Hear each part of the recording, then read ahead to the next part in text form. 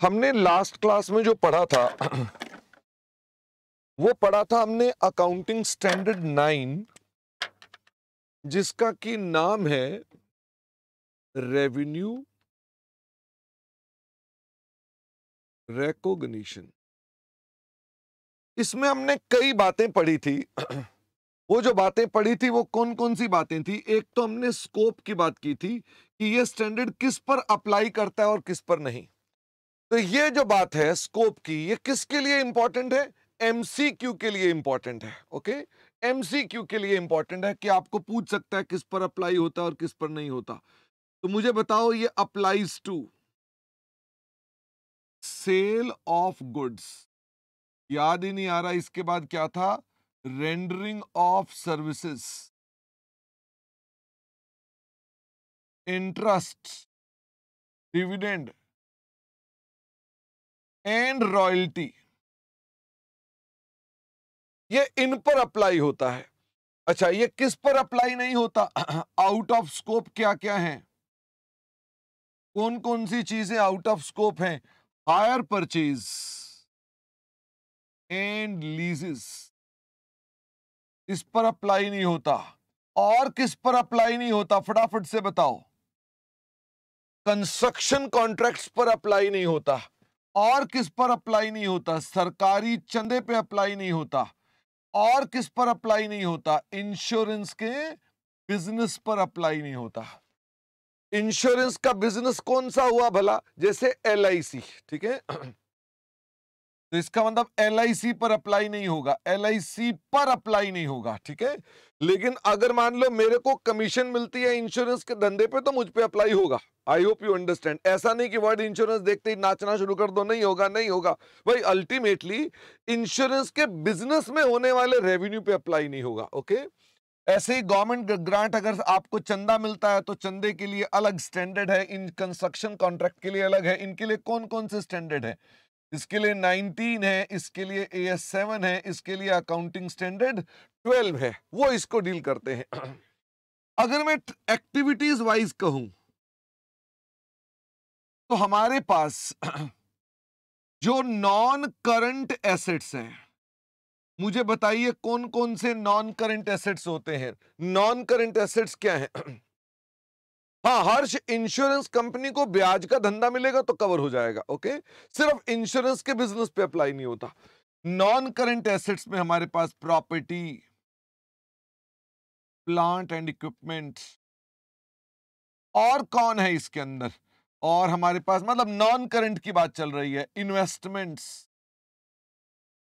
Intangible assets. तो हम इनके बारे में बात नहीं कर रहे। अच्छा, इनसे कौन कौन सी चीजें हैं जो आउट ऑफ स्कोप हैं? इनके रियलाइज्ड गेन्स। रियलाइज्ड गेन कौन से हो गए बताओ जरा? कौन सा रियलाइज्ड गेन हो गया? बेचने का फायदा। ओके, तो बेचने का फायदा इस स्टैंडर्ड में कवर नहीं है। या अनरियलाइज्ड गेन, मतलब क्या? इनकी रीवैल्यूएशन हो गई, प्रॉपर्टी की मार्केट वैल्यू बढ़ गई, वो भी मेरे स्टैंडर्ड में कवर नहीं होगी। ओके, किसी और जगह पर कवर होगी। फॉरेन एक्सचेंज, अगर आपके पास कोई विदेशी मुद्रा है, ठीक है। अब इसके अंदर विदेशी मुद्रा में हम भारत में हैं, तो कौन सी विदेशी मुद्रा है? डॉलर हो गए, ठीक है। ऐसे बड़ी सारी विदेशी मुद्रा है। इनके भी रियलाइज्ड गेन या अनरियलाइज्ड गेन, तुमने डॉलर महंगे करके बेच दिए तो क्या इसकी चर्चा इस स्टैंडर्ड में होगी? तुमने डॉलर महंगे हो गए तो बेच दिए, क्या उसकी चर्चा होगी? The answer is no. या तुमने डॉलर बेचे नहीं पर महंगे हो गए तो उसका फायदा हो गया, अनरियलाइज्ड गेन, क्या इस स्टैंडर्ड में कवर होगा? द आंसर इज नहीं, वो भी इसमें कवर नहीं होगा।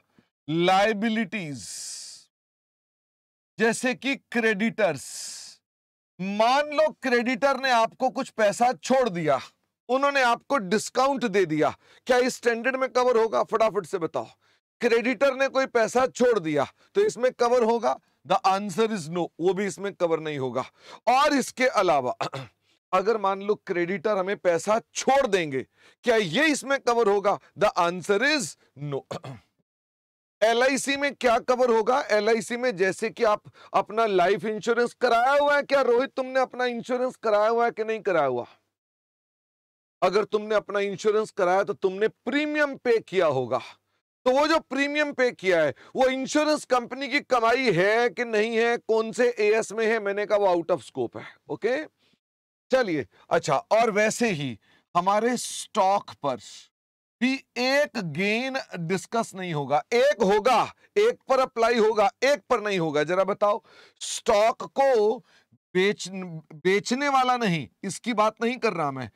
अनरियलाइज्ड गेन, इसका मतलब अगर स्टॉक की मार्केट वैल्यू बढ़ गई तो क्या इसमें कवर होगा? The answer is no. इसका मतलब ये है। तो मैंने आपको बताया कि हमारे पास ये तो स्कोप है, ये MCQ के लिए जरूरी है। फिर मैंने आपको बताया था इसके अंदर डेफिनेशन ऑफ रेवेन्यू। फटाफट से बताना रेवेन्यू की डेफिनेशन क्या है। तो रेवेन्यू की डेफिनेशन में मैंने आपसे कहा था इसमें क्या चीज है? इसमें है ग्रॉस इनफ्लो। किसका ग्रॉस इनफ्लो? कैश का, रिसीवेबल्स का, या अदर कंसिडरेशन का। भाई और कोई फॉर्म हो सकती है। तो जो भी आपके पास ग्रॉस इनफ्लो है कहां से आनी चाहिए? ऑर्डिनरी कोर्स ऑफ बिजनेस, जो आपका धंधा है। किन एक्टिविटीज से आनी चाहिए? From sale of goods, rendering of services,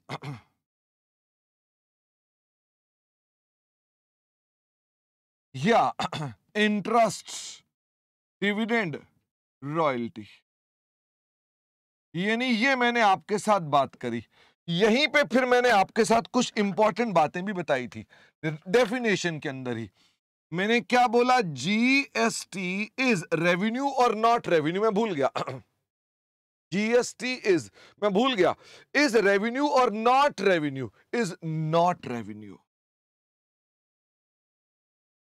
ओ, वो किसका है? वो मोदी जी का है। आपको मालूम है, इधर मैं चिल्ला रहा हूं, उधर मोदी जी पार्लियामेंट में बोलने वाले हैं। थोड़ी ही देर में मोदी जी पार्लियामेंट के अंदर कोई स्पीच देने वाले हैं, ठीक है। बट एनीवे, आपको यहां ध्यान देना कहीं ऐसा ना हो मेरी क्लास बंद करके आप उधर चले जाओ। तो GST is not revenue. Okay, अच्छा, एक और भी बात हमने आपको यहां बताई थी। हमने कहा फॉर एजेंट्स। क्या ये डेफिनेशन काम करेगी फॉर एजेंट्स? बताइए, फॉर एजेंट्स क्या ये डेफिनेशन काम करेगी? नहीं करेगी। उनके लिए मिलता तो ग्रॉस इनफ्लो है। तो एजेंट्स के लिए रेवेन्यू क्या होगा? Revenue is commission. सर हमें कैसे पता चलेगा कि ये एजेंट है या ये प्रिंसिपल है? प्रिंसिपल होता है जो मुख्य आदमी है, एजेंट उसका एजेंट होता है। हमें कैसे पता चलेगा? तो मैं बताया, agent is not responsible for providing goods and services. मैंने यहां पर रेस्टोरेंट का शायद एग्जांपल लिया था ना। तो इसका मतलब एजेंट कौन होते हैं? जिनका जिम्मा गुड्स सर्विसेज देने का नहीं है। अच्छा, इनकी और क्या पहचान है? Price are set by principal. Principal कौन? मैन्युफैक्चरर्स। वो प्राइस सेट करता है। और प्राइस के चेंजेस भी कौन एडजस्ट करता है? Changes in price are by principal. तो इन केसेस में रेवेन्यू क्या होता है? मुझे बताओ, इन केसेस में रेवेन्यू क्या होता है? इन केसेस में रेवेन्यू कमीशन होती है। इसको हम कमीशन बोलते हैं। ओके, तो क्या आपको रेड पेन वाली एक्सेप्शन दिख गई कि ये आता तो ग्रॉस इनफ्लो है पर ये रेवेन्यू नहीं है? ऐसे ही एजेंट के लिए आता तो ग्रॉस इनफ्लो है पर रेवेन्यू नहीं है। क्या आपको समझ में आ गई? उसकी एक्सेप्शन दिखाई दे रही है। फिर मैं आपको आगे ले आया था एक बड़ी इसेंशियल कंडीशन के ऊपर। मैंने कहा रेवेन्यू को रिकॉग्नाइज करना है तो एक एसेंशियल कंडीशन पूरी होनी ही चाहिए। मुझे बताइए वो एसेंशियल कंडीशन कौन सी थी? There should be no uncertainty regarding. बताइए जी कि किसके कंटेक्स्ट में? दो चीजें थी, मैं भूल गया। नहीं होना चाहिए अनसर्टेनिटी रिगार्डिंग कंसिडरेशन। कंसिडरेशन का क्या मतलब है? Amount and it's ultimate collection. Collection का क्या मतलब होता है? वसूली। अमाउंट मतलब धन कितना। अगर मान लो मैं बोलता हूं नो अनसर्टेनिटी, तो इसका क्या मतलब हुआ? इसे हिंदी में क्या बोलेंगे? No doubt. अच्छा, इसका मतलब डाउट नहीं होना चाहिए। तो therefore I can come to a situation, I can say there is no doubt, या मैंने कहा there is a doubt on consideration and और कलेक्शन।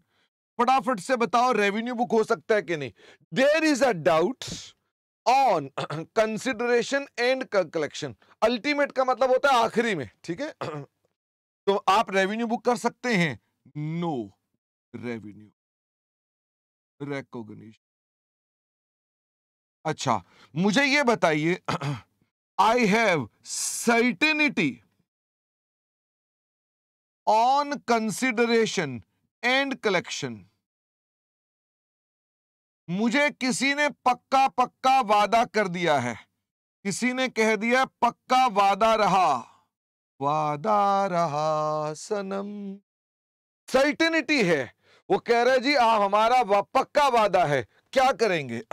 अब पक्की बात है, तो हमने कहा जी ठीक है, रेवेन्यू रिकॉग्निशन की कंडीशन पूरी हो गई। और मुझे बताओ, अगर सिचुएशन साइलेंट है, इसका मतलब ना तो पक्का है और ना डाउट है। अब बताओ इसमें क्या करोगे? ना तो पक्का है ना डाउट है, तो भाई मेरे पास ये भी नहीं है ये भी नहीं, तो क्या है? हमने कहा नो डाउट हो तो रेवेन्यू रिकॉर्ड कर सकते हो, तो पक्का होना जरूरी नहीं है। ना डाउट है, ओके, रेवेन्यू रिकॉग्निशन हो सकती है। मुझे ये बताइए, अगर मान लीजिए लेटर ऑन, अगर मान लो लेटर ऑन अनसर्टेनिटी आ जाए, तो फिर क्या करेंगे? That is after revenue has been recognised. Revenue recognise कर लिया था और अब मेरे पास अनसर्टेनिटी आ गई, हो गया। तो मुझे ये बताइए, अगर ऐसा हो जाएगा तो हम रेवेन्यू तो रिकॉर्ड कर चुके हैं, अब उसके ऊपर अनसर्टेनिटी आ गई, तो क्या करेंगे? मेक